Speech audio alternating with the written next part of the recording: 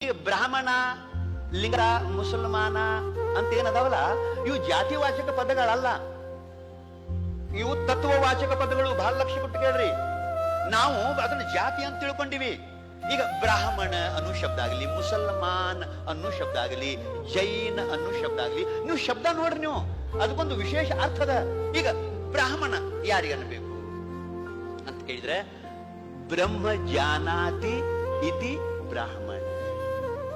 ಬ್ರಹ್ಮನನ್ನ ಇಲ್ಲಿ ತನಕ ಹೇಳ್ಕೊಂಡು ಬಂದಿರುವಂತ, ನಮ್ಮೆಲ್ಲರ ಮೂಲ ಸ್ವರೂಪವೇ ಆಗಿರುವಂತ, ಸತ್ತು ಚಿತ್ತು ಆನಂದ ನಿತ್ಯ ಪರಿಪೂರ್ಣವಾಗಿರುವಂತ ಬ್ರಹ್ಮ ಏನದಲ್ಲ, ಆ ಬ್ರಹ್ಮದ ಸ್ವರೂಪವನ್ನ ಯಥಾರ್ಥವಾಗಿ ಯಾವ ತಿಳಿದಾನೋ ಅವನಿಗೆ ಬ್ರಾಹ್ಮಣ ಅಂತ ಅನ್ಬೇಕು. ಇದು ಜಾತಿವಾಚಕ ಪದ ಅಲ್ಲ. ನೀವು ಅನ್ಕೋತಿದ್ರೆ ಅನ್ಕೋರಿ, ಬೇಡ ಅನ್ನಂಗಿಲ್ಲ. ಜಾತಿವಾಚಕ ಪದ ಅಲ್ಲ ಇದು, ಜಾತಿ ಅಲ್ಲ, ಇದು ಅರ್ಹತೆ. ಇದು ಅರ್ಹತೆಯಾದ ತತ್ವವಾಚಕ ಪದ ಇದು. ಈಗ ಲಿಂಗಾಯತ ಅನ್ನೋದು ಕೂಡ ಇದು ಲಿಂಗದ ಸ್ವರೂಪವನ್ನು ಅರಿತವನು, ಆ ಲಿಂಗ ಭಾವವನ್ನ ತಾನು ಧಾರಣ ಮಾಡಿದವನು ಯಾವನೋ ಅವನು ಲಿಂಗಾಯತ ನೇಮದ. ಈಗ ವೀರಶೈವ ಯಾರಿಗೆ ಅನ್ನಬೇಕು ಅಂತ ಕೇಳಿದ್ರೆ, ಸಿದ್ಧಾಂತ ಶಿಖಾಮಣಿ ಒಳಗೆ ಹೇಳ್ಕೊಂಡ್ ಬರ್ತಾರೆ, ವಿ ಶಬ್ದೇ ನೋಚತೆ ವಿದ್ಯಾ ಶಿವಜೀವೈಕ್ಯ ಬೋಧಿಕ ತಸ್ಯಾಮ ರಮತೆ ಯೇ ಶೈವ ವೀರಶೈವ.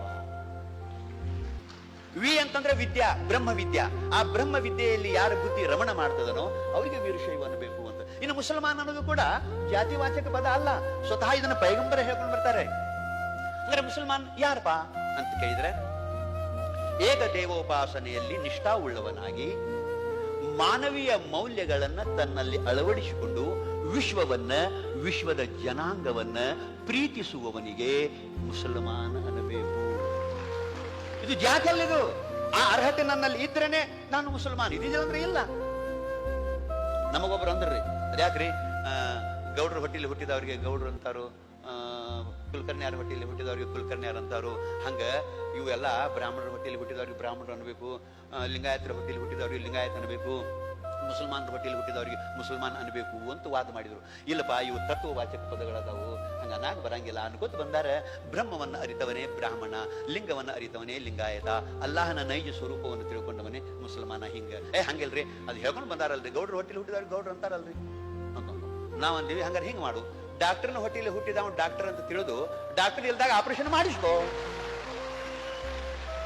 ಡಾಕ್ಟರ್ ಯಾಕೆ ಆಗಂಗಿಲ್ಲ ಹಂಗಾರ? ಹಂಗ ಆಗಂಗಿಲ್ರ. ತಾನು ಅವ್ನು ಡಾಕ್ಟರ್ ಎಷ್ಟು ಕಲ್ತಾನೋ, ಏನು ಸರ್ವಿಸ್ ಮಾಡ್ಯಾನೋ, ಅನುಭವ ಪಡೆದಾನೋ, ಅಟ್ ಆದಾಗ ಡಾಕ್ಟರ್ ಆಗ್ತಾರೆ. ಹುಟ್ಟಿದಕ್ಕೆ ಆಗ್ತಾನೇನ್ರಿ ಅದಾವಂದ. ಹಂಗ ಮುಸಲ್ಮಾನರ ಹೊಟ್ಟಿಲಿ ಹುಟ್ಟಿದಕ್ಕೆ, ಬ್ರಾಹ್ಮಣರ ಹೊಟ್ಟಿಲಿ ಹುಟ್ಟಿದಕ್ಕೆ ಬ್ರಾಹ್ಮಣರು ಆಗ್ತಾರೇನು? ಆ ಅರ್ಹತೆ ಬೇಕು. ಇದು ನಾ ಹೇಳಂಗಿಲ್ಲ, ಇದು ಶಾಸ್ತ್ರಗಳು ಹೇಳ್ಕೊಂಡು ಬರ್ತವೆ.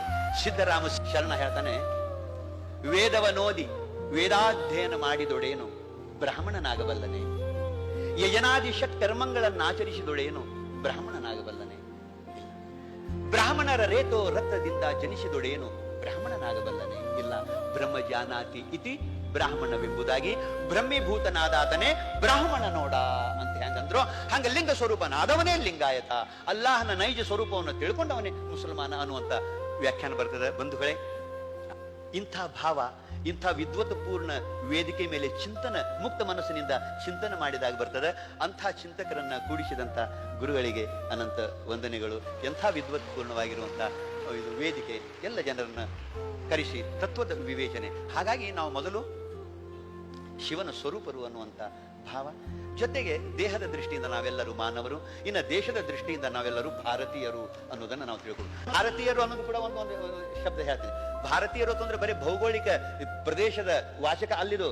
ಅಲ್ಲಿ ನಾವು ಇದ್ದವರು ಭಾರತೀಯರು ಹೌದು, ಆದ್ರೆ ನಿಜವಾದ ನಮ್ಮ ಋಷಿ ಮುನಿಗಳು ಅದಕ್ಕೆ ಅರ್ಥ ಮಾಡಿದ್ದಾರೆ. ಭಾ ಅಂದ್ರೆ ಪ್ರಕಾಶ, ಪ್ರಭಾಕರ್ ಅಂತಿರ್ಲ ಸೂರ್ಯನ್. ಭಾ ಅಂದ್ರೆ ಪ್ರಕಾಶ. ಯಾವ ಪ್ರಕಾಶ? ಸ್ವಯಂ ಪ್ರಕಾಶ. ಸ್ವಯಂ ಪ್ರಕಾಶ ಅಂದ್ರೆ ಏನು? ಪರಮಾತ್ಮ. ಭಾ ಅಂದ್ರೆ ಪರಮಾತ್ಮ. ರತಿ, ರತಿ ಅಂದ್ರೆ ಪ್ರೀತಿ. ರತಿಯರು ಅಂದ್ರೆ ಪ್ರೀತಿ ಉಳ್ಳವರು. ಅಂದ್ರೆ ಪ್ರಕಾಶದಲ್ಲಿ ಪ್ರೀತಿ ಉಳ್ಳವರಿಗೆ ಭಾರತೀಯರು ಅಂತ ಕರೀತಾರೆ. ಪರಮಾತ್ಮನಲ್ಲಿ ಅಪಾರ ಪ್ರೀತಿ ಉಳ್ಳವರಿಗೆ ಭಾರತೀಯರು ಅಂತ ಕರೀತಾರೆ. ಧನ್ಯವಾದ. ಶಿವ